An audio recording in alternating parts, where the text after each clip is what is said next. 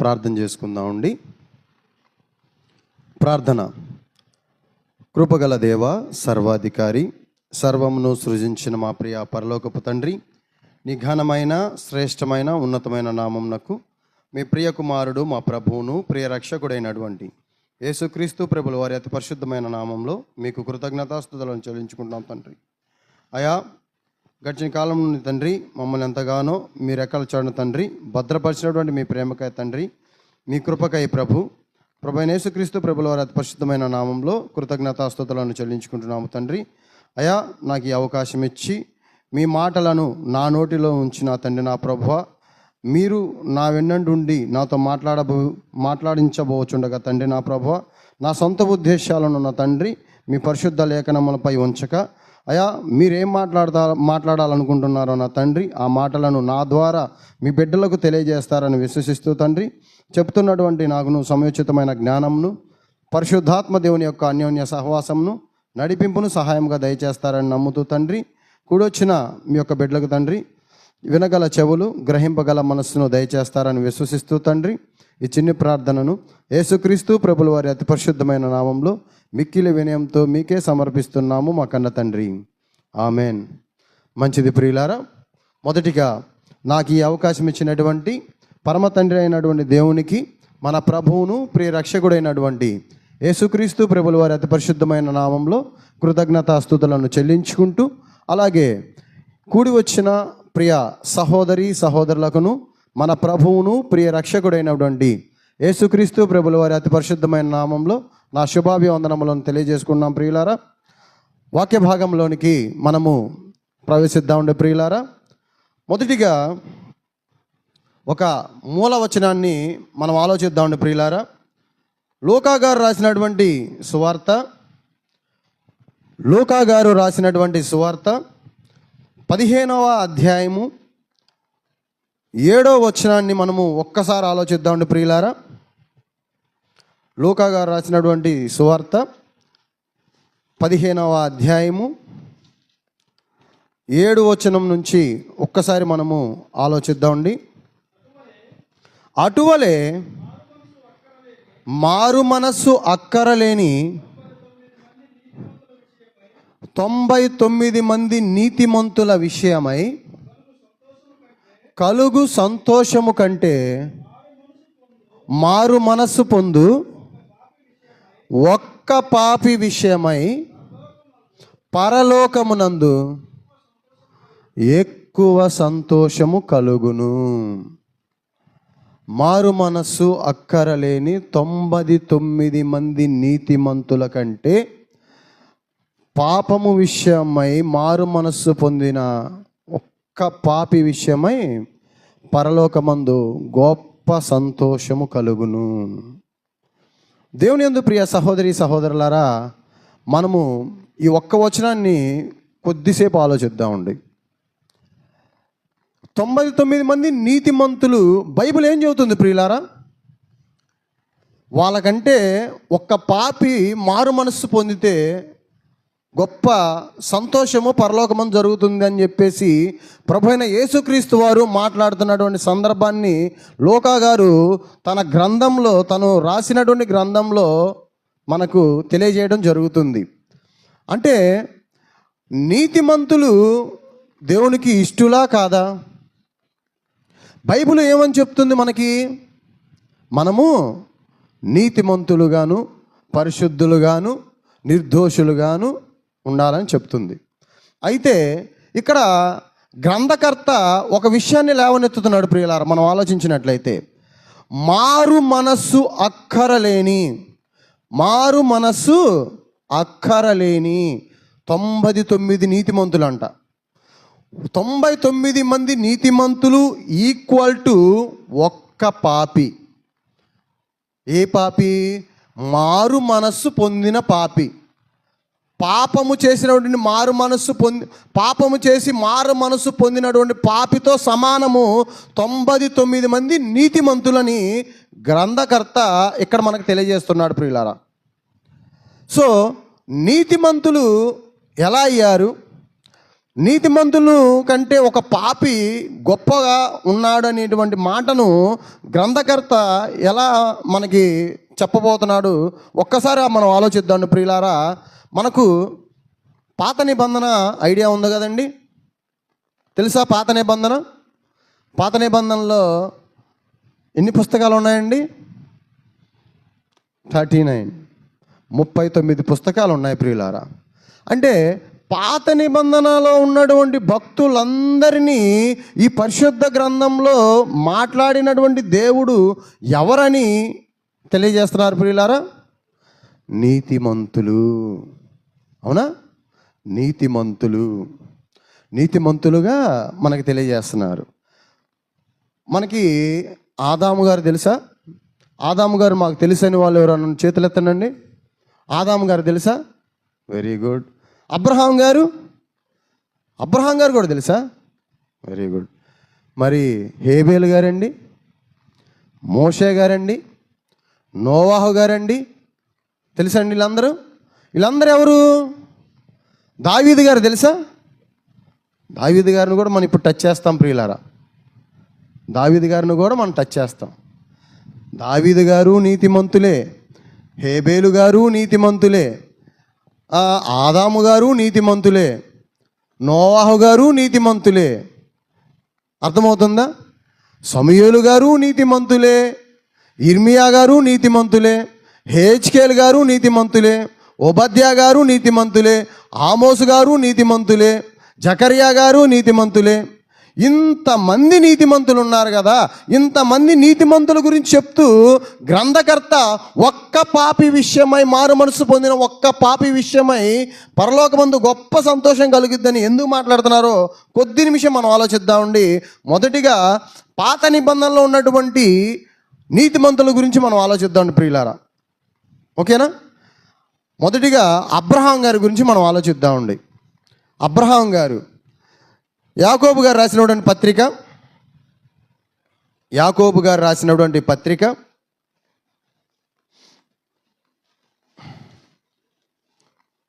2వ అధ్యాయము, యాకోబు గారు రాసినటువంటి పత్రిక 2వ అధ్యాయము 21వ వచనాన్ని ఒకసారి మనం ఆలోచిద్దాం ప్రియులారా. మన పితరుడైన అబ్రహాము తన కుమారుడైన ఇస్సాకును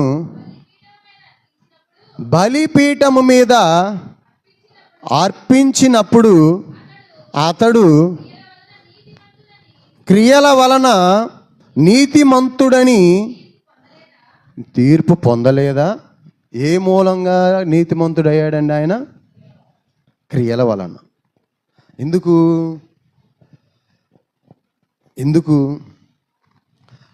లేత వయసులో పుట్టాడండి అబ్రహాం గారికి ఇస్సాక్ గారు. యవ్వన ప్రాయమందు పుట్టాడా? వృద్ధుడు, శరీరము క్షీణించిపోతున్న వయస్సులో 99 సంవత్సరాల వయసులో దేవుడు అనుగ్రహించిన ఒక్క కుమారుణ్ణి ప్రియులారా. ఒకే ఒక్క కుమారుడు, ఒకే ఒక్క పంట. ఇక ఆ కుమారుడు లేకపోతే వారికి జీవితమే లేదు. ఆ వయస్సులో పుట్టినటువంటి తన కుమారుణ్ణి సైతం కూడా దేవుని కోసం లెక్క చేయకుండా బలిగా అర్పించే విషయంలో ఆయన నీతిమంతుడిగా తీర్చబడ్డాడు ప్రియులారా. అవునా? నీతిమంతుడిగా తీర్చబడ్డాడు. మరి ఆయన కంటే ముందున్నటువంటి హేబేలు గారు ఏ విషయంలో నీతిమంతుడిగా తీర్చబడ్డారు? అది కూడా ఆలోచిద్దామండి ప్రియులారా.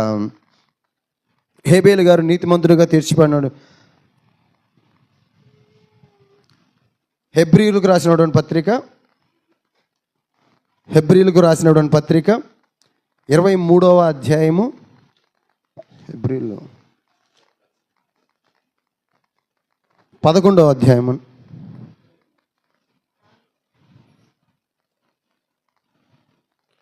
ఒకసారి చదవండి ప్రియులారా 4వ వచనాన్ని. విశ్వాసమును బట్టి హేబేలు కయ్యోను కంటే శ్రేష్టమైన బలి దేవునికి అర్పించెను. దేవుడు అతని అర్పణను గూర్చి సాక్ష్యం ఇచ్చినప్పుడు అతడు విశ్వాసమును బట్టి నీతిమంతుడను సాక్ష్యము పొందెను. ఇక్కడ అబ్రహాము గారిని హేబేలు గారిని మనం పోల్చి చూస్తే అబ్రహాము గారు క్రియల మూలంగా నీతిమంతుడుగా తీర్చబడ్డాడు ప్రియులారా. అవునా? ఇక్కడికి వచ్చి మనము హెబ్రీలు రాసిన పత్రిక 11వ అధ్యాయము 4వ వచనంలో మనం ఆలోచిస్తే హేబేలు గారు ఏ విషయమును బట్టి నీతిమంతుడిగా తీర్చబడ్డాడు? విశ్వాసమును బట్టి నీతిమంతుడిగా తీర్చబడ్డాడు ప్రియులారా. అయితే వీరిద్దరూ సంచరించినటువంటి కాలాలను దేవుడు అజ్ఞానపు కాలములు అంటున్నాడు ప్రియులారా. ఏమంటున్నాడు? అజ్ఞానపు కాలములు. ఇంకొక విషయాన్ని మనం ఆలోచించినట్లయితే దావీదు గారిని మనము ఆలోచిద్దామండి ప్రియులారా. దావీదు గారు నీతిమంతుడా అనీతిమంతుడా ప్రియులారా? దేవునికి ఇష్టడైన వారా, ఇష్టం లేనివాడా? ఇష్టం లేనివాడా? ఇష్టమైన వాడు. ఇశ్రాయేలీయుల 12 గోత్రాల మీద రాజుగా నిలవబెట్టాడండి ఆయన్ని. ఎవరు? దేవుడే నిలవబెట్టాడు. ఎందుకు నిలవబెట్టాడు? ప్రజల యందు ఆయనకున్నటువంటి ప్రేమ, ప్రజల మీద ఆయనకున్నటువంటి ప్రేమ, ప్రజలను నాకులాగే ఇతడు చూసుకోగలనని ఒక ధైర్యంతో, ఆయన మీద ఉన్న నమ్మకంతో ఇశ్రాయేలుల తన జనాంగమైనటువంటి ఇశ్రాయేలుల 12 గోత్రాల మీద 40 సంవత్సరములు ఆయనను రాజుగా నియమించాడండి దేవుడు. అవునా? అంటే ఒక్క మాట మనం ఆలోచిద్దామండి. ఇక్కడ అజ్ఞానపు కాలంలో చిన్న చిన్న పొరపాట్లు జరిగాయండి. జరిగాయా జరగలేదా? జరిగాయి. తప్పు ఒప్పో ఒకటి ఆలోచిద్దామండి. అబ్రహాము గారికి పిల్లలు లేనప్పుడు తన భార్య అయిన సారా గారి మాటల్ని అబ్రహాం గారు హాగర్ గారితో వెళ్ళినప్పుడు ఇస్మాయిల్ గారు పుట్టారు. ధర్మశాస్త్రం మనకి ఏమని చెప్తుంది? నీ పొరుగు వారి భార్యను ఆశింపకూడదు. అవునా? Okay, right.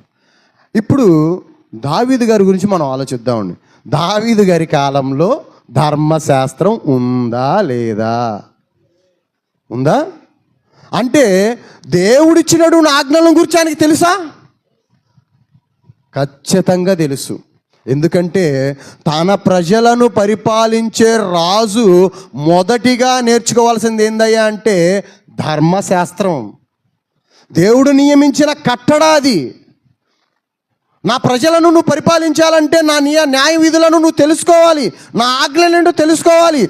నేను ఎలాగైతే నేను పరలోకం నుండి నా ప్రజలను ఎలా అయితే పరిపాలిస్తున్నానో ఆ విధంగా ఈ భూమి మీద నా యొక్క ప్లేస్లో నేను నియమించినప్పుడు నేను ఎలా అయితే నా ప్రజలను చూసుకుంటానో నీవు అలాగే చూసుకోవాలని రాజులకు ఒక ధర్మశాస్త్రాన్ని ఇచ్చారు ప్రియులారా. ఆ ధర్మశాస్త్రం గురించి రాజైన దావీదు గారికి తెలుసా తెలియదా? 100% తెలిసే ఉంటుంది. ఎక్కడ 100% దేవుని గురించి, దేవుని ధర్మశాస్త్రం గురించి ఆయనకు తెలిసే ఉంటుంది ప్రియులారా. తెలిసింది ఒక్క మాటలో చెప్పండి, ఆయనకి తెలుసు. అయితే దావీదు గారి గురించి మనం ఆలోచించినట్లయితే యుద్ధము జరుగుతున్న సమయంలో ఏం జరిగింది ప్రియులారా?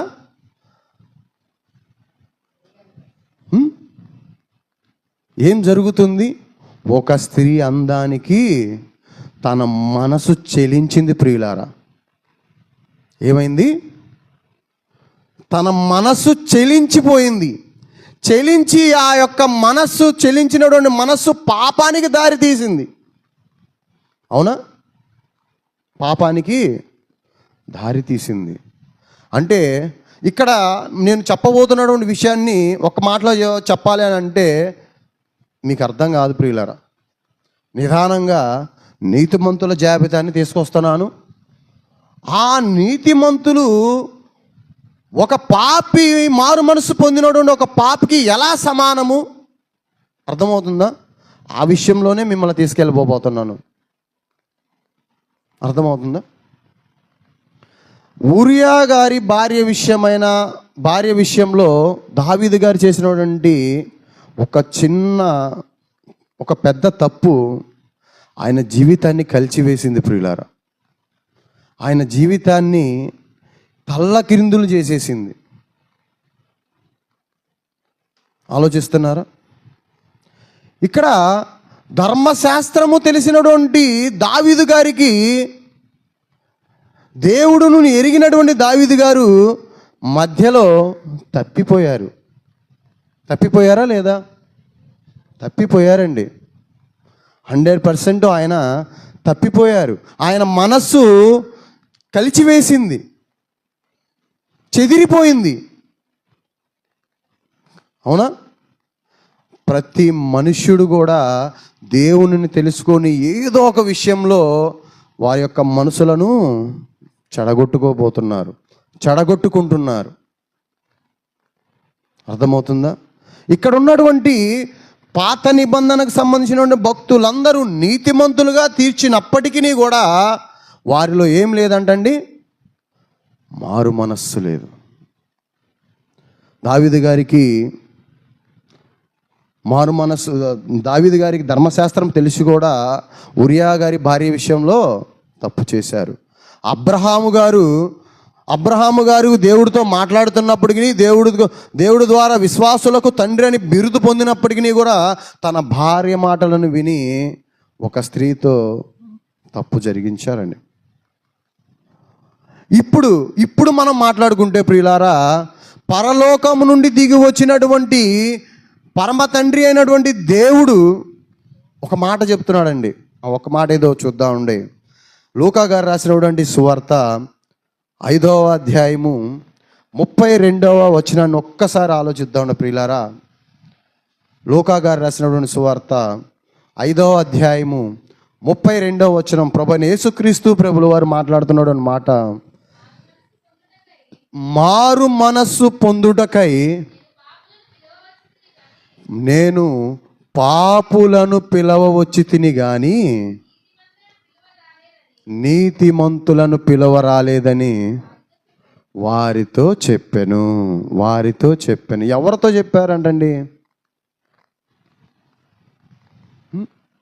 ఆనాడు అక్కడ ఆయన చుట్టూ ఉన్నటువంటి జనాంగానికి, ఆయనతో పాటు ఉన్నటువంటి శిష్యులకు ఈ మాటల్లో తెలియజేస్తూ ఉన్నారు ప్రియులారా. పాపులను పిలవచ్చి తిని గాని నీతిమంతులను పిలుచుటకు నేను రాలేదు. ఒక మాట మనం ఆలోచిద్దాం ప్రియులారా. ధర్మశాస్త్రము పాపము విషయంలో గెలుపొందిందా? పాపాన్ని జయించగలిగిందా ధర్మశాస్త్రము? జయించలేకపోయింది ప్రియులారా. జయించలేకపోవడం వలన, ఎందుకు జయించలేకపోయింది? మారు మనస్సు లేదు, విశ్వాసము లేదు. అందువల్ల ధర్మశాస్త్రము వచ్చినప్పుడు పాపానికి ఊపిరి వచ్చిందని మాట్లాడుతుంటారండి గ్రంథకర్త. ప్రాణం పోసుకుందంట పాపము. ఎందుకంటే ధర్మశాస్త్రము పాపమును తీసివేయలేకపోయింది ప్రియులారా. మనం ఇంకొక మాట మనం ఆలోచించగలిగినట్లయితే, ధనవంతుడు లాజరు గారి సందర్భం మనకు గుర్తుందా ప్రియులారా? తెలుసా? ఒకసారి చూద్దామండి. లూకా గారు రాసిన సువార్త 16వ అధ్యాయము 30వ వచనాన్ని మనం ఒకసారి ఆలోచిద్దాం ప్రియులారా. ఆ వచన భాగాలను చూద్దామండి. లూకా గారు రాసినటువంటి సువార్త. అతడు తండ్రివైన అబ్రహాము. ఎవరు మాట్లాడుతున్నారు ప్రియులారా? ఎవరు మాట్లాడుతున్నారు? ధనవంతుడు మాట్లాడుతున్నాడండి. ఎక్కడుండి? పాతాళ లోకంలో బగబగ అంటే అగ్నిలో నుండి దేవుడు అబ్రహాము గారితో ధనవంతుడు మాట్లాడుతున్న మాటలు ఒక్కసారి విందామండి.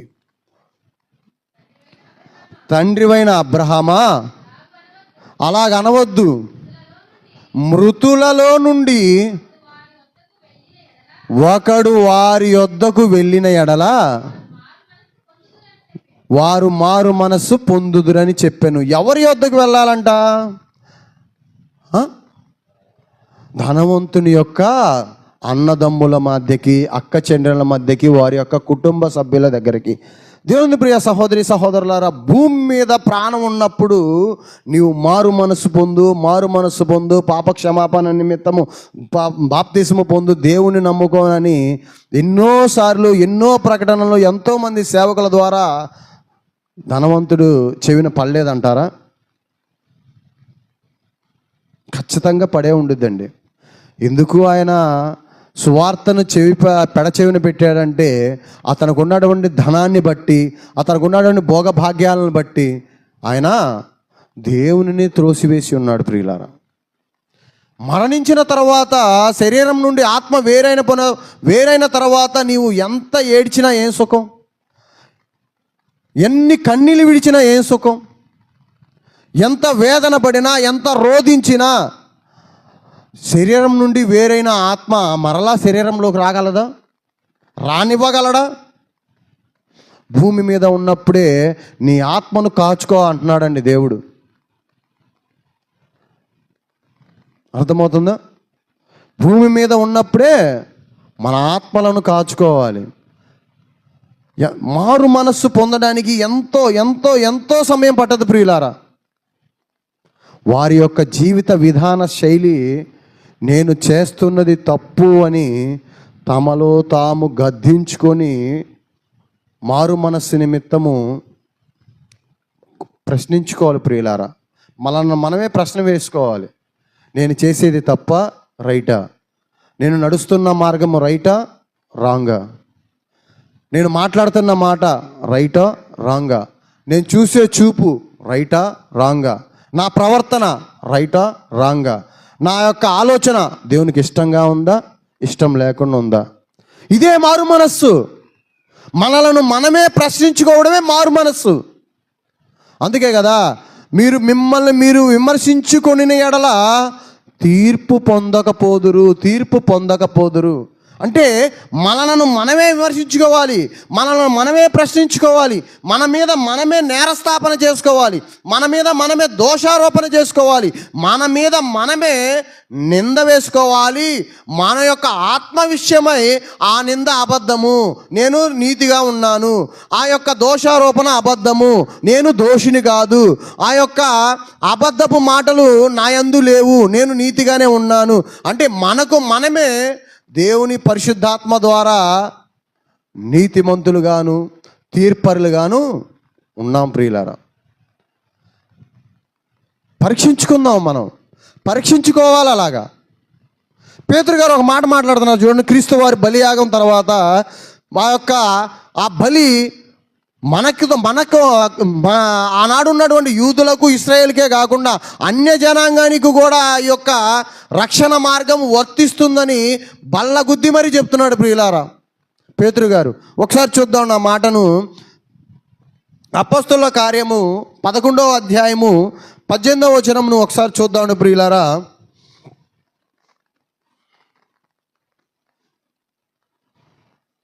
అపోస్తలుల కార్యము 11వ అధ్యాయము 18వ వచనం ఒకసారి చూద్దాం ప్రియులారా. వారి మాటలు విని మరేమీ అడ్డము చెప్పక అట్లయితే అన్యజనులకును దేవుడు జీవార్థమైన మారు మనస్సు దయచేసి ఉన్నాడని చెప్పుకొనుచు దేవుణ్ణి మహిమపరిచిరి.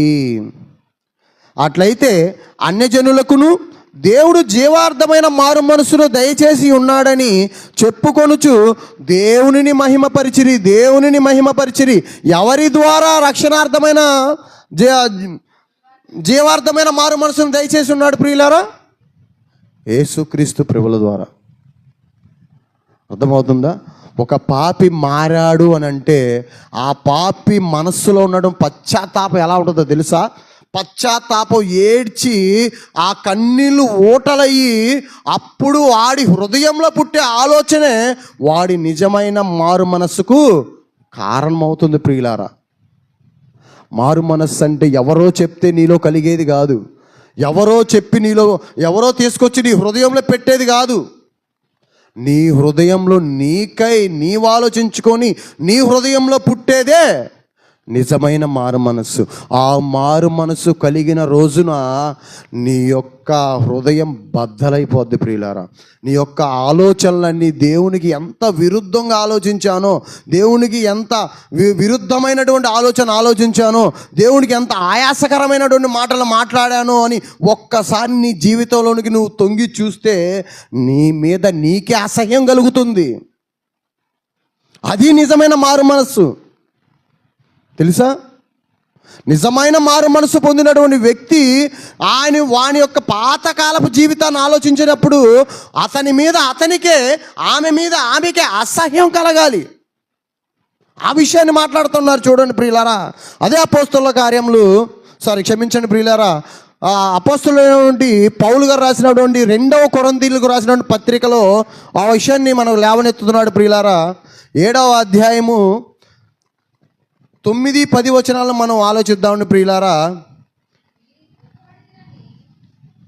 కొరింథీయులకు రాసినటువంటి 2వ పత్రిక 7వ అధ్యాయము 9-10 వచనాలు ఒక్కసారి ఆలోచిద్దామండి ప్రియులారా. మీరు దుఃఖపడితిరని నేను సంతోషించట్లేదు, కానీ మీరు దుఃఖపడి మారు మనస్సు పొందితిరని ఇప్పుడు సంతోషించుచున్నాను. ఒక్క నిమిషం ప్రియులారా, లోక సంబంధమైన దుఃఖంలో మీరు ఏడుస్తున్నారని నాకు సంతోషమే లేదు. అర్థమవుతుందా? అయ్యో నా బిడ్డలకు చదువు ఆగిపోయిందే, నాకు ఇల్లు లేదే, నాకు ఇంట్లో గడవట్లేదే, నేను ఇలా అయిపోయానేందని మన శరీర సంబంధమైనటువంటి ఆ యొక్క జీవితం కోసం మనం ఏడుస్తాం చూసారా, ఆ దుఃఖాన్ని బట్టి పౌలు గారికి సంతోషం లేదంట. అమ్మో, ఇక్కడి నుంచైనా నా భార్య బిడ్డలు సక్రంగా చూసుకోవాలి, నా భర్తను నా పిల్లల్ని జాగ్రత్తగా చూసుకోవాలి, నా తల్లిదండ్రులకు నేను విధేయులై ఉండాలి. ఇటువంటి లోక సంబంధమైనటువంటి ఆలోచనను బట్టి పౌలు గారు సంతోషపడట్లా, ఆ ఏడుపుని బట్టి ఆయన ఆనందపడట్లా. అబ్బా వీడిలో మార్పు వచ్చింది, అబ్బా ఈమెలో మార్పు వచ్చింది, ఎంత సంతోషం. ఆయనకు ఆ సంతోషం కలగట్లేదు. ఏం సంతోషం ఉందంటండి ఆయనకి?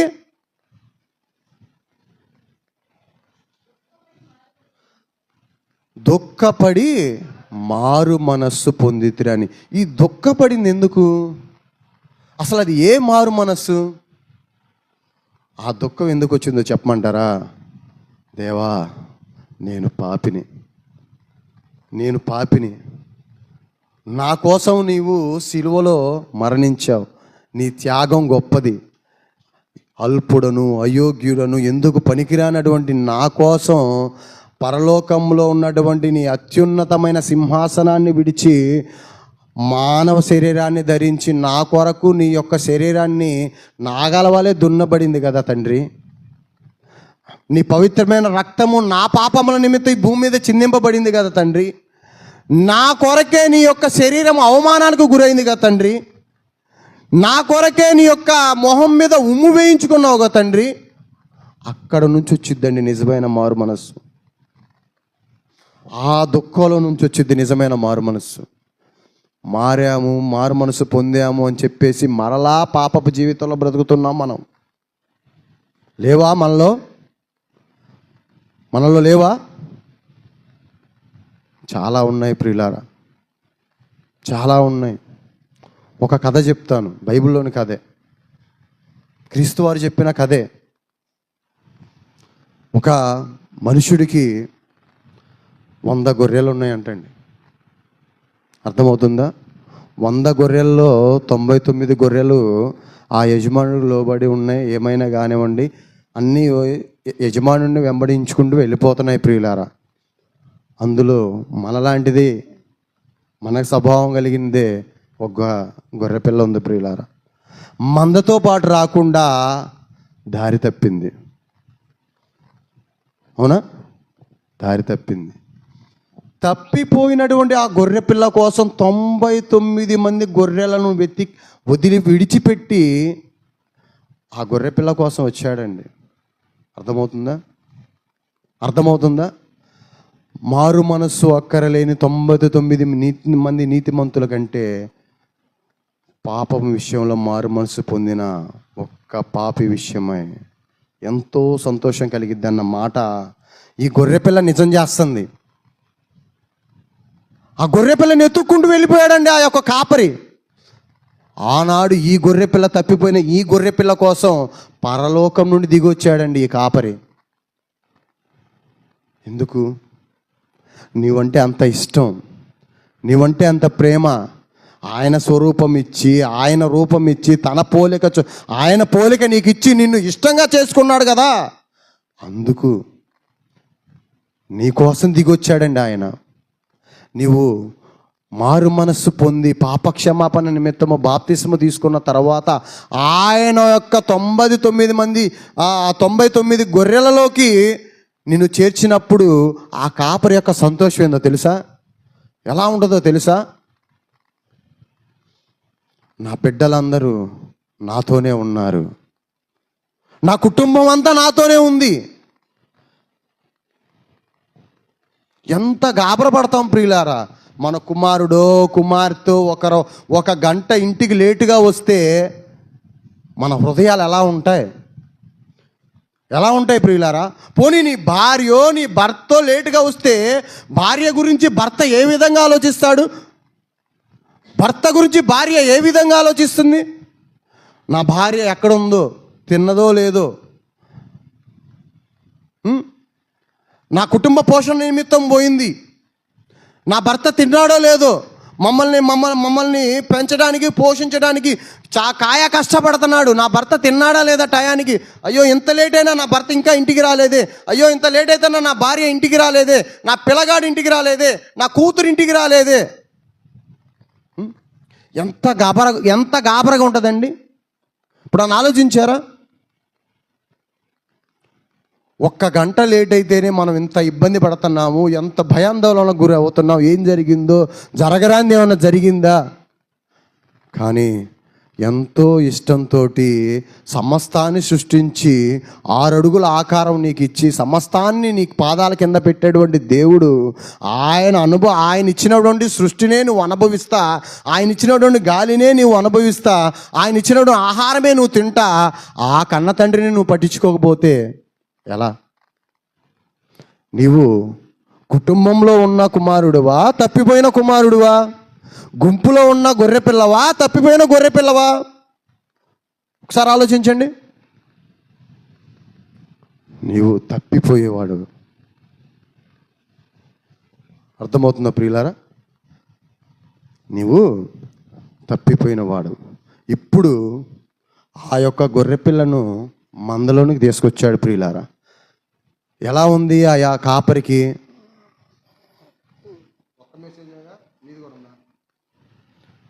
ఆ కాపరికి ఎలా ఉంటుందండి? ఆ 99 గొర్రె పిల్లల్లోకి ఈ తప్పిపోయిన గొర్రె పిల్లని తీసుకొచ్చి చేర్చిన తర్వాత ఆ యొక్క కాపరి యొక్క సంతోషం ఎలా ఉంటుంది? నా యొక్క గొర్రె పిల్ల నాకు దొరికింది. వచ్చిపోయే వాళ్ళకి, వీధిని పోయే వాళ్ళకి, ఎదురొచ్చే వాళ్ళకి, చుట్టాలకి, బంధువులకి అందరికీ చెప్పుకుంటారు, నా గొర్రెపిల్ల అడవిలో తప్పిపోతే ఆ యొక్క గొర్రెపిల్లని ఎత్తుక్కుంటూ వెళ్ళి నా గొర్రెపిల్లని సంపాదించుకున్నాను. అర్థమవుతుందా? అత్యున్నతమైన సింహాసనాన్ని విడిచి తప్పిపోయినటువంటి మన కోసం పాప శరీరాన్ని ధరించుకొని వచ్చాడండి ఆయన. పాప శరీరాన్ని ధరించుకొని వచ్చి ఎన్నో అవమానాలకు భరించాడండి. దేనికి? ఆ అత్యున్నతమైన సింహాసనం ఎదుట మనల్ని నిలవబెట్టడానికి. ఇదిగో తండ్రి, తప్పిపోయిన నీ గొర్రెపిల్ల నా రక్తం ఇచ్చి, నా ప్రాణం ఇచ్చి నీ దగ్గరికి చేర్చాను. ఇదిగో ఇది మారింది, ఇక ఇది తప్పిపోదు ఈ గొర్రెపిల్ల. ఎందుకంటే 99లో నుంచి ఒకటి వేరైపోవడం వల్ల ఎంత భయానికి గురైందో. ఎటు నుంచి వచ్చి ఏ మృగం తింటుందో, ఎటు నుంచి నాకు ఆపద ముంచుకొస్తుందో, బాయికి బడాయిగా మనం తిరుగుతాం. కానీ పాపం అంటే మనకు భయమే ప్రియులారా. అర్థమవుతుందా? పాపం అంటే మనకు భయమే, కానీ సాతాను అనే ఒక మృగం మన మీదకి ఎప్పుడు వస్తుందో తెలియదు. సాతాను అనేటువంటి ఒక మృగం మన మీద పడి మన ద్వారా ఏ కార్యాలు జరిగించిందో తెలియదు. దాని స్వరూపం మృగం అయినటువంటి ఆ సాతాను స్వరూపంలోనికి మనం వెళ్ళిపోతాం. మనం కూడా మృగాల్లా తయారవుతాం.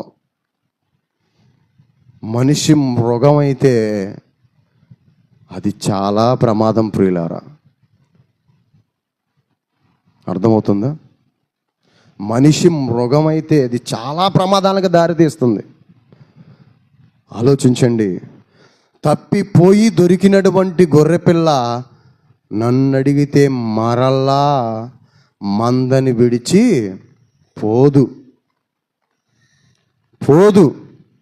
ఇంకొక సందర్భాన్ని మనం ఆలోచిద్దామండి. ఒక కుమారుడు తనకు సంబంధించినటువంటి ఆస్తి అంతా తీసుకొని బయటికి వెళ్ళిపోతాడు. తెలుసా సందర్భాన్ని? తెలుసా? ఒకసారి చూద్దాం ప్రియులారా. లూకా గారు రాసినటువంటి సువార్త 15వ అధ్యాయము 23 నుంచే ఒకసారి చూద్దామండి. లూకా గారు రాసినటువంటి సువార్త 15వ అధ్యాయము 23 నుంచి ఆ సందర్భాన్ని ఒక్కసారి ఆలోచిద్దామండి ప్రియులారా. క్షమించండి, 21 నుంచి ఒకప్పుడు చూద్దామండి. అప్పుడు ఆ కుమారుడు 21 అండి. అప్పుడు ఆ కుమారుడు అతనితో, తండ్రి, నేను పరలోకమునకు విరోధముగాను నీ ఎదుట పాపము చేసి తిని, ఇక మీదట నీ కుమారుడను అనిపించుటనకు యోగ్యుడను కాను. పైకి చదవరా, క్లారిటీగా చదవండి. తండ్రి, నేను పరలోకమునకు విరోధముగాను నీ ఎదుటను పాపము చేసి తిని, ఇక మీదట నీ కుమారుడని అనిపించుకొనుటకు నేను యోగ్యుడను కానేరను. అయితే తండ్రి తన దాసులను చూచి ప్రశస్త వస్త్రములను, కొత్త బట్టలను త్వరగా తీసుకొని రమ్మని చెప్పి కుమారుడికి ఇచ్చి, వీని చేతికి ఉంగరము పెట్టి పాదములకు చెప్పులు తొడిగించుడి, కొవ్విన పశువులను తెచ్చి వధించుడి, మనము తిని సంతోషించదము. ఈ నా కుమారుడు చనిపోయి మరలా బ్రతికెను, మరలా దొరికెను. ఇక్కడ తప్పిపోయి దొరికెను అనేదానికంటే పాపము విషయమై మరణించి మరలా బ్రతికాడు. ఇక మరలా బ్రతికినటువంటి వ్యక్తి మరలా పాపం వైపు చూస్తాడా ప్రియులారా? మరలా పాపం జోలికి వెళ్తాడా?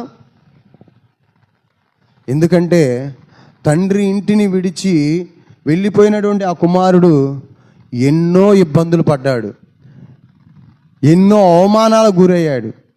పందుల యొక్క పొట్టు తినటానికి కూడా వెనకాడలేదు. అనగారిపోయాడు ప్రియులారా, కృంగిపోయాడు, కుషించిపోయాడు. నేను నా తండ్రి ఇంటి వద్ద ఉంటే నాకు ఈ స్థితి ఉండేది కాదు కదా. అర్థమవుతుందా?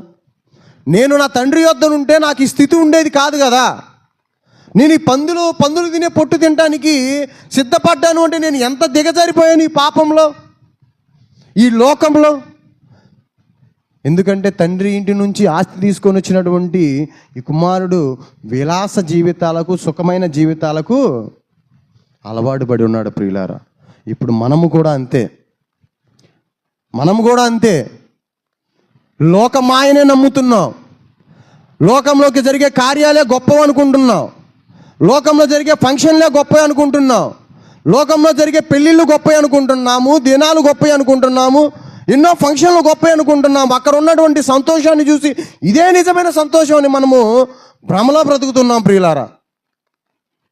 అర్థమవుతుందా మీకు? ఒక్కసారి ఆలోచించండి. ఒక్కసారి ఈ యొక్క లోకంలో జరిగేటువంటి ప్రతి కార్యాన్ని చూసి మనము ఆనందించుచున్నాము, సంబరపడిపోతున్నాము, ఇదే నిజమని మన ఆత్మను మన శరీరాన్ని భ్రమలోకి తోసివేస్తున్నాం ప్రియులారా. తోసివేస్తున్నాం మనం. అర్థమవుతుందా? ఇవన్నీ శాస్త్రం కాదు. ఒక సమయం వచ్చినప్పుడు ఇవన్నీ గతించిపోతాయి, నశించిపోతాయి, కనపడకుండా పోతాయి. చివరకు నీ ఒక్కడివే ఏ తోడు లేకుండా నిలబడతావు. అప్పుడు అర్థమవుద్దండి కుటుంబం యొక్క విలువ, కుటుంబం యొక్క గొప్పతనం, తండ్రి యొక్క విలువ, తల్లిదండ్రుల యొక్క గొప్పతనం. తల్లిదండ్రులు లేకపోతే మనం ఏమి చెయ్యలేము, మనం లేము అని మనకు అప్పుడు అర్థమవుతుంది ప్రియులారా. అప్పుడు కలిగిద్ది మనసులో మార్పు, అప్పుడు వచ్చిద్ది మనసులో నిజమైన మార్పు. అప్పుడు పోవు ఇక నువ్వు నీ తండ్రి కుటుంబాన్ని విడిచిపెట్టి నువ్వు పక్కకు పోలేవు. నీ తండ్రిని విడిచి, నీ తల్లిని విడిచి నువ్వు దూరంగా వెళ్ళిపోలేవు. అయినా పర్వాలేదు, జరిగినంత కాలం మంచిగా జరుగుతుంది కదా అంటే ఒక మాట మాట్లాడుతున్నారని దేవుడు నీకు అలా జరిగేటట్టు చేస్తుంది, నీ ఆయుష్ను పెంచుతుంది. ఏదో ఒక సమయంలో నీవు తిరిగి నిజమైన తండ్రి వద్దకు వస్తావని. నిన్ను తుంచేయడానికి సెకండ్ పట్టదు, నిన్ను నలిపేయడానికి సెకండ్ పట్టదు. కానీ ఆయన కన్నవాడు ఆయనే కసాయివాడై చంపుకోలేడు కదా. ఆయన చేసినటువంటి వాడిని ఆయనే చంపుకోలేడు కదా. ఆయన దయే, ఆయన ప్రేమే మారు మనస్సు పొందని నీకు ఆయుష్ను పెంచుతుంది, ఆయుష్ను ఇస్తుంది. ఆయన చూపించేటువంటి భిక్షే మన జీవితాలు. 6 అడుగులని ఈ ఆకారము ఈ భూమి మీద నడుస్తుంది, మాట్లాడగలుగుతుంది, చూడగలుగుతుంది, ఎన్నో ఈ ప్రకృతిలో అనుభవించగలుగుతుంది. ఆయన జాలే. జాగ్రత్త. అటువంటి వారి గురించి భక్తుడైనటువంటి దావీదు గారు మాట్లాడుతున్న మాట చూడండి ప్రియులారా. కీర్తనల గ్రంథము 55వ కీర్తన 19వ వచనం ఒకసారి చూద్దామండి ప్రియులారా. ఎందుకంటే మారు మనస్సు లేనటువంటి వారు నీతిమంతుల మీద పడి ఏడుస్తూ ఉంటారు. వారు నాశనం కావాలి, వారి యొక్క జీవితాలు నాశనం కావాలి, వారి కుటుంబాలు నాశనం కావాలని ఏడుస్తూ ఉంటారు. మారు మనస్సు లేనటువంటి వారు, నీతిమంతులు కానటువంటి వారు నీతిమంతుల మీద పడి ఏడుస్తుంటే దావీదు గారు తన ప్రార్థనల యందు మాట్లాడుతున్నప్పుడు, ఆ భక్తుల గురించి మాట్లాడుతున్నప్పుడు, అనీతిమంతుల గురించి మాట్లాడుతున్నప్పుడు, ఆయన ప్రార్థనలో మొరపెడుతున్నప్పుడు దేవుడిస్తున్నటువంటి ఉత్తరం చూడండి ఒకసారి. పురాతన కాలము మొదలుకొని ఆసీనుడై ఉన్న దేవుడు మారు మనస్సు లేని వారి, తనకు భయపడని వారికి ఉత్తరమిచ్చును. తమతో సమాధానముగా ఉండువారికి వారు బలాత్కారము చేయుదురు. ఎవరంట వీళ్ళు? మారు మనస్సు లేనటువంటి వారు. మారు మనస్సు కలిగినటువంటి వారి మీద నిందలు, అవమానాలు, ఎన్నో ఇరుకు ఇబ్బందులను తీసుకొస్తూ వాళ్ళ యొక్క భుజాల మీద పెడుతూ ఉంటారు. నువ్వు భక్తిపరుడువా? నువ్వు భక్తిపరురాలువా? నీకు నిజంగా మారు మనసు ఉందా? నీకుంటేనేగా ఉందో లేదో తెలిసేది. ప్రార్థనకు పోయే వాళ్ళని అంటాం, దేవుడిని ఆరాధించే వాళ్ళని అంటాం, దేవుడిని విశ్వసించినటువంటి వారిని అంటాం. విశ్వాసించినటువంటి వారిని అనేవాడు విశ్వాసం లేనటువంటి మూర్ఖుడు. దేవుని గురించి తెలియనటువంటి మూర్ఖుడు. అరాకొర 2 ముక్కలు 4 ముక్కలు నేర్చుకొని తెలుసుకొని పూర్తిగా దేవుని జ్ఞానం లేనటువంటి వాడు మాట్లాడే మాటలు. అటువంటి వారి నుంచి కూడా నీకు సమాధానం ఉంటుంది. దావీదు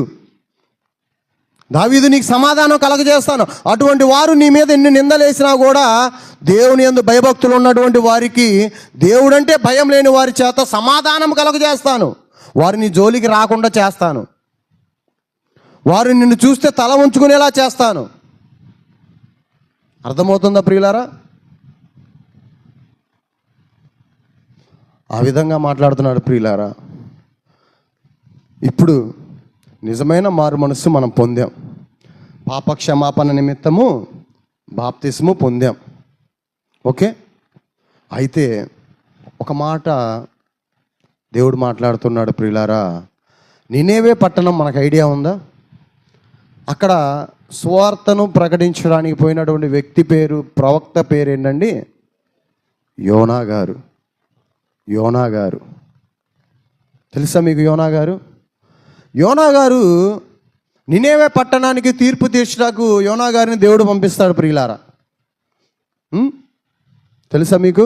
ఆ సందర్భాన్ని గురించి మనం ఒకసారి ఉందాం. మత్తయి గారు రాసిన సువార్తలో యేసుక్రీస్తు ప్రభులు వారు మాట్లాడుతున్నారు ప్రియులారా. 12వ అధ్యాయము 41వ వచనం ఒకసారి చూద్దామండి. మత్తయి గారు రాసిన సువార్త 12వ అధ్యాయం 41వ వచనం. నినేవే వారు యోనా గారి ప్రకటన విని మారు మనసు పొందిరి. ఎవరి ప్రకటన విని? దేవుడు మాటలు యోనా గారు చెప్తుంటే యోనా గారి మాటలు యందు విశ్వాసం ఉంచి ఏం చేశారంటండి? మారు మనస్సు పొందారు. మరి వారు మారు మనస్సు పొందారో లేదో త్వరగా చూద్దామండి. యోనా గారు రాసిన యోనా గ్రంథము 3వ అధ్యాయము 1 నుంచి 10 వచనాలను స్పీడ్గా చదువుదాం ప్రియులారా. వారు ఎవరంటండి? జారత్వం కలిగినటువంటి వారు, చోరులు, అబద్ధికులు. ఒక్కసారి వారు విశ్వాసం చూడండి. దేవుడి గురించి తీర్పు వినంగానే 3వ అధ్యాయం 1 నుంచి 10 వచనాలను స్పీడ్గా చదవరా. అంతటా యెహోవా వాక్కు 2వ మారు యోనాకు ప్రత్యక్షమై సెలవిచ్చినది ఏమనగా, నీవు లేచి నేనేవే మహాపట్టణంలోకి పోయి నేను నీకు తెలియజేయ సమాచారమును దానికి ప్రకటన చేయము. 1 నిమిషం ప్రియులారా, నేను చదువుతాను. కాబట్టి యోనా లేచి యెహోవా సెలవిచ్చిన ఆజ్ఞ ప్రకారము నినేవే పట్టణములకు పోయెను. నినేవే పట్టణము దేవుని దృష్టికి గొప్పదై 3 దినముల ప్రయాణమంత పరిమాణము గల పట్టణము. యోనా ఆ పట్టణములో 1 దిన ప్రయాణమంత దూరము సంచరించుచు ఇక 40 దినములకు నినేవే పట్టణము నాశనమవునని ప్రకటన చేయగా ఏం జరిగిందంటండి? ఇక 40 రోజుల్లో నినేవే పట్టణము నాశనం అవ్వబోతుందని దేవుని మాటగా ప్రకటన చేశాడంట ప్రియులారా. ప్రకటన చేయగా నినేవే పట్టణపు వారు దేవుని యందు విశ్వాసం ఉంచి ఏముంచారంట? విశ్వాసం ఉంచి ఉపవాస దినము చాటించి ఘనులేమి అల్పులేమి అందరూ గోనెపట్ట కట్టుకొనిరి. ఆ సంగతి నినేవే రాజునకు వినబడినప్పుడు అతడును తన సింహాసనము నుండి దిగి తన రాజవస్త్రములు తీసి గోనెపట్ట కట్టుకొని బూడిదలో కూర్చుండెను. మరియు రాజైన తానును ఆయన మంత్రులను ఆజ్ఞ ఇవ్వగా, ఒకవేళ దేవుడు మనస్సు తిప్పుకొని పశ్చాత్తాపతుడై మనము లయము కాకుండా తన కోపాగ్నిని చల్లార్చుకొను గనుక మనుష్యులు ఏదియూ పుచ్చుకొనకూడదు. పశువులు కానీ, ఎద్దులు కానీ, గొర్రెలు కానీ మేత మేయకూడదు, నీళ్లు త్రాగకూడదు. మనుషులందరూ తమ దుర్మార్గములను విడిచి తాము చేయు బలాత్కారములను మానివేయవలెను. మనుష్యులేమి పశువులేమి సమస్తమును గోనెపట్ట కట్టుకొనవలెను. జనులు మనఃపూర్వకంగా దేవునిని వేడుకోవలెనని దూతలు నినేవే పట్టణంలో చాటించి ప్రకటన చేసిరి. అర్థమవుతుందా? ఈ నినేవే వారు తమ చెడు నడతలు మానుకొనగా వారు చేయుచున్న క్రియలను దేవుడు చూచి పశ్చాత్తాపతుడై వారికి చేయునను తాను మాట ఇచ్చిన కీడు చేయక మానెను. అర్థమవుతుందా ప్రియులారా? ఇక్కడ విశ్వాసము మూలంగా ఏం కలిగిందండి? మారు మనస్సు కలిగింది ప్రియులారా. నిజమే, దేవుడు మనకు కీడు చేయబోతున్నాడు. ఇది సేవకుడు చెప్పిన మాట నిజమే. దేవుడికి ఇష్టంగా లేకపోతే మనకు కీడు సంభవిస్తుంది, మనం నాశనం అవ్వబోతున్నాం అని రాజుతో సహా, రాజ్యాన్ని పరిపాలించే రాజుతో సహా దేవుని మాటను విని సింహాసనాన్ని విడిచిపెట్టి బూడిదలో కూర్చున్నారు ప్రియులారా. ఎంత కఠినమైన ఉపవాసం తెలుసా? పశువులకు మేత లేదు, మూగజీవులకు, గొర్రెలకు మేత లేదు. వారు కట్టిక ఉపవాసం ఉన్నారు ప్రియులారా. ప్రతి ఒక్క మనుష్యుడు తాను చేసిన దుర్మార్గపు పనులన్నీ మానివేసి దేవునికి ఇష్టంగా జీవించాలని ప్రకటన చేశారు. ఇలా ప్రకటన చేసినటువంటి మనుష్యులు మారు మనస్సు పొందారు ప్రియులారా. ఆ పట్టణము, నినేవే పట్టణము పాడైపోయిందా? దేవుడు కాపాడాడు. ఇప్పుడు నిన్ను నన్ను దేవుడు కాపాడాడు ప్రియులారా. జ్ఞాపకం ఉంచుకుందామండి. ఎందుకంటే ఈరోజు మనం చేసేటువంటి ప్రతి కార్యాలను కూడా దేవుడు చూస్తూ ఉంటాడు. అవునా కాదా? ప్రతీదీ లెక్క పెడుతుంటాడు, ప్రతీదీ తీర్పులోకి తీసుకొస్తాడు, ప్రతీదీ నీకు చూపిస్తాడు. ప్రతి దానికి లెక్క, ఇంత చేసావు, ఇంత అని నీకు ప్రతీదీ లెక్కిస్తాడు. అది నీకైనా, చెప్తున్న నాకైనా, వింటున్నటువంటి మీకైనా తీర్పు ఒక్కటే ప్రియులారా. నమ్మి రక్షణ పొంది బాప్తిస్మ పొందినటువంటి మనకు మరలా మనం పాపం చేస్తే మనకేంది ప్రియులారా? క్షమాపణ ఉందా?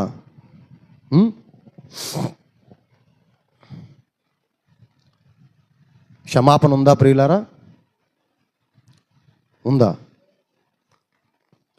ఒకసారి కొరింథీయులకు రాసిన మొదటి పత్రిక 15వ అధ్యాయము, కొరింథీయులకు రాసినటువంటి మొదటి పత్రిక 15వ అధ్యాయము 16వ వచనం, 56వ వచనం ఒకసారి చూద్దాం ప్రియులారా. కొరింథీయులకు రాసినటువంటి మొదటి పత్రిక 15వ అధ్యాయము 56వ వచనాన్ని ఒకసారి చూద్దామండి. మరణము ముళ్ళు పాపము, పాపమునకున్న బలము ధర్మశాస్త్రమే, అయినను మన ప్రభు అయిన యేసుక్రీస్తు మూలముగా మనకు జయము అనుగ్రహించున్న దేవునికి స్తోత్రము కలుగునుగాక. కాగా నా ప్రియ సహోదరులారా, మీ ప్రయాసము ప్రభువునందు వ్యర్థము కాదని ఎరిగి స్థిరులను, కదలని వారును, ప్రభు కార్యాభివృద్ధి యందు ఎప్పటికీ ఆసక్తులై ఉండుడి.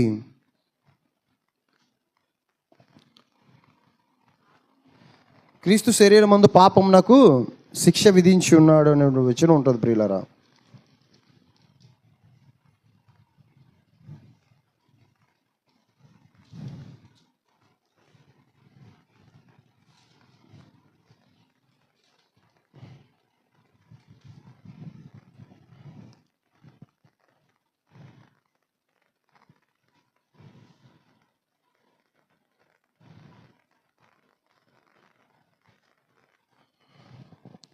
సరే, వీలైతే మరలా ఇంకోసారి ఆ వచనాన్ని చూపించడానికి ట్రై చేస్తాం ప్రియులారా.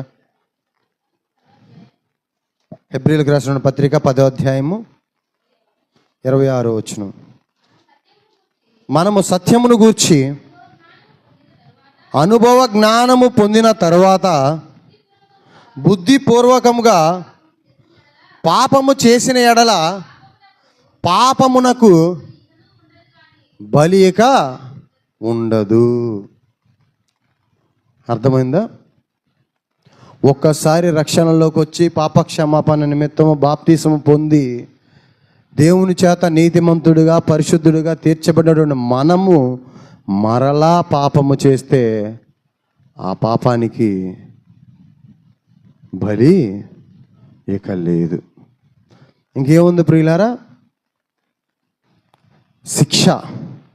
శిక్ష మాత్రమే ఉంది.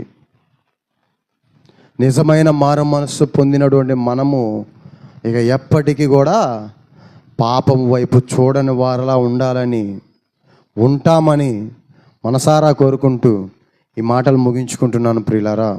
అందరికీ వందనాలండి. ప్రార్థన చేసుకుందామండి. కృపగల దేవ, సర్వాధికారి, సర్వమును సృజించిన మా ప్రియ పరలోకపు తండ్రి, నీ ఘనమైన, శ్రేష్టమైన, ఉన్నతమైన నామమునకు మీ ప్రియ కుమారుడు, మా ప్రభువును ప్రియ రక్షకుడైనటువంటి యేసుక్రీస్తు ప్రభుల వారి అతి పరిశుద్ధమైన నామంలో మీకు కృతజ్ఞతాస్తుతులను చెల్లించుకుంటున్నాము తండ్రి. అయ్యా, మీ బిడ్డలు తండ్రి నిజమైన మారు మనస్సును పొందిన తండ్రి నా ప్రభువా, మీ కుమారుని యొక్క రక్తంలో కడగబడి అయా మీ ఎదుట నిర్దోషులుగాను నీతిమంతులుగాను నిలబెట్టుకొని ఉన్నారు నా తండ్రి నా ప్రభువా.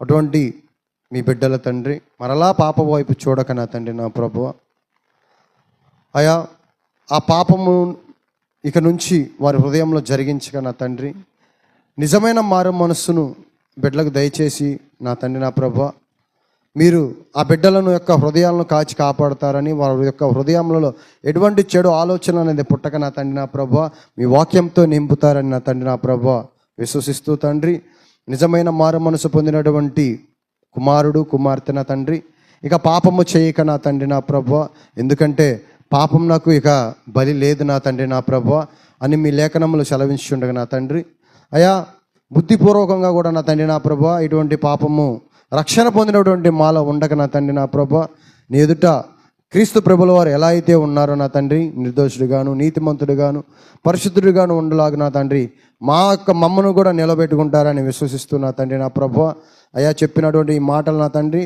అయా 100 1000 నా తండ్రి నా ప్రభువా మీ పిల్లల హృదయాలలో ఫలింపు చేస్తారని విశ్వసిస్తూ నా తండ్రి, అలాగే నా తండ్రి నా ప్రభువా చెప్పినటువంటి మాటలు మీ బిడ్డలకే కాక నాకును వర్తిస్తాయని నా తండ్రి నా ప్రభువా మీ లేఖనములు చదివించుండగా నా తండ్రి మీ యందు నేనును నా తండ్రి నా ప్రభువా విశ్వాసము ఉంచి మా మరణాంతరం వరకు మీలో స్థిరముగా ఉండడానికి సహాయం దయచేస్తారని నమ్ముతూ తండ్రి, అయ్యా ఒక చిన్న ప్రార్థనను ప్రభు యేసుక్రీస్తు ప్రభుల వారి అతి పరిశుద్ధమైన నామంలో మిక్కిలి వినయంతో మీకే సమర్పిస్తున్నాము మా కన్న తండ్రి.